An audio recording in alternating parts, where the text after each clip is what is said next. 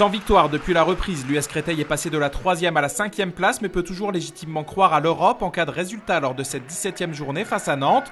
AH qui tourne plutôt bien en 2016, mais reste sur 2 revers en Coupe de France et d'Europe.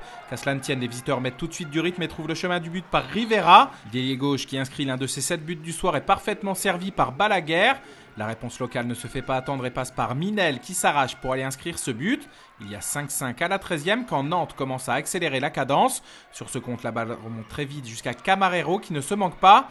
Bien en défense, les Ligériens montent un maximum de ballons possible et cette fois c'est Garbi qui est à la finition. Avec un peu moins d'une unité par rencontre, le défenseur augmente donc ses stats. Tout comme Schultz, auteur d'une partie à 11 arrêts ce soir et qui s'impose face à Alonso. De 6-11 à la 19e, le score passe à 10-16 à la pause. On reste en 3-2-1. En début de seconde période, Nantes va maintenir un bon moment son avance, notamment grâce à Schultz qui se sacrifie sur ce tir de Sissoko. Le score est alors de 16-22 à la 41e, puis Créteil va sonner l'Alali et infliger un lourd 7-1 à ses hôtes.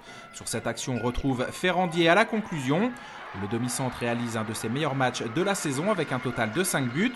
Dans son sillage, c'est l'autre homme fort, Remili, qui va de sa contribution pour l'un de ses 6 buts du soir.